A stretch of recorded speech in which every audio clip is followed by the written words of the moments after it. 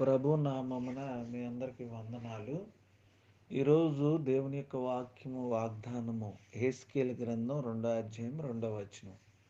ఆయన ఆత్మ నాలోనికి వచ్చి నన్ను నిలవబెట్టును.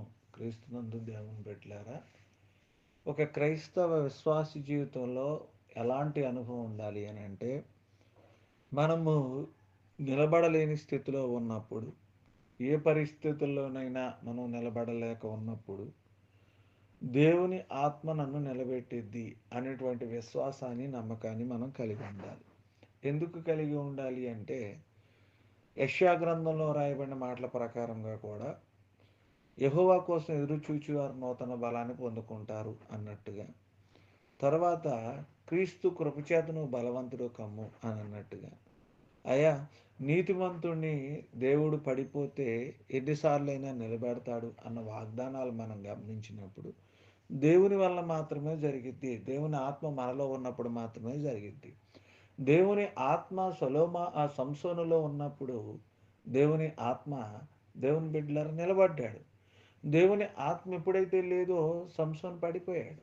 మళ్ళా దేవుని ఆత్మను ఎప్పుడైతే పొందుకున్నాడో సంసోను నిలవబడ్డాడు.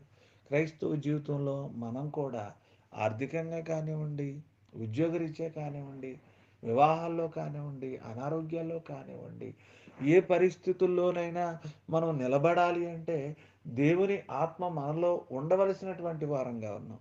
దురాత్మ ఉంటే మనం పడిపోతాం, దుష్టాత్మ ఉంటే మనం పడిపోతాం, దేవునికి విరుద్ధకరమైన ఏ ఆత్మ అయినా మనం పడిపోతాం. కానీ దేవుని ఆత్మ మనలో ఉంటే దేవుడు నిలబెడతాడు. అయ్యా ఒకవేళ నేను నిలబడలేను అనుకుంటున్నావేమో, దేవుని ఆత్మ ఉంటే నువ్వు నిలబడతావు. పడిపో దేవుని బిడ్డలారా, దేవుడు నేను నిలబెట్టి బలపరుస్తాడు. కానీ దేవుని ఆత్మను మనం కలిగి ఉండి ప్రతి క్లిష్టమైనటువంటి పరిస్థితుల్లో, సందిగ్ధంలో, బలహీనతగా ఉన్నప్పుడు నిలబడి దేవుని మహింపరుస్తూ దేవుని ఆశీర్వాదాలు పొందుకుంది. కొద్ది మాటలు దేవుడు మన వెనుకల్లో ఫలించి ఆశీర్వదించును గాక. Amen amen.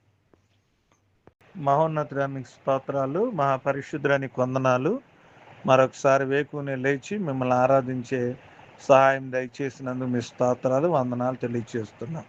నాయన ఈరోజు హెస్కేలు గ్రంథం 2వ అధ్యాయం 2వ వచనం ప్రకారం మీరు మాతో మాట్లాడినందుకు మీ స్తోత్రాలు. ఆయన ఆత్మ నాలోనికి వచ్చి నన్ను నిలబెట్టినని వాక్యం సెలవిస్తుంది. అయ్యా ఈ రోజున మేము నిలబడగలగాలి అంటే మీ ఆత్మ మాలో ఉన్నప్పుడు మాత్రమే మేము నిలబడగలుగుతాం. ప్రభా, ఎవరైతే నిలబడలేని స్థితిలో ఉన్నారో, పడిపోతున్నారో, బలహీనులుగా ఉన్నారో, నన్ను నిలబెట్టు ప్రభా అని మీ వైపు ఎదురు చూసి నిరాశలో, నిస్పృహలో మీ వైపు వారి చేతులు నెత్తుతున్నారో వాళ్ళని బలపరిచి నేను వారిని నిలబెట్టమని ప్రార్థన చేస్తున్నాను. ఆర్థికంగా, ఆధ్యాత్మికంగా, శారీరకంగా, మానసికంగా పడిపోయిన ప్రతి వ్యక్తిని నిలబెట్టి మిమ్మల్ని మహింపరచుకుని వారిని బలపరచుకుని ప్రార్థన, విజ్ఞాపన చేస్తున్నాం. ప్రత్యేకించి ప్రభా, నేను ఉక్రెయిన్, రష్యా దేశాల మధ్య జరుగుతున్నటువంటి యుద్ధాలను బట్టి ప్రార్థన చేస్తున్నాం. ప్రపంచ దేశాల్లో నైనా యుద్ధ వాతావరణాన్ని మీ చేతులకు అప్పగిస్తాం. ఓ పక్కన కరువు, ఓ పక్కన భయంకరమైనటువంటి ప్రభానైనా అనారోగ్యాలు, అనేకమైనటువంటి వ్యాధులు, ఇలాంటి పరిస్థితుల్లో మమ్మలను, మా దేశాన్ని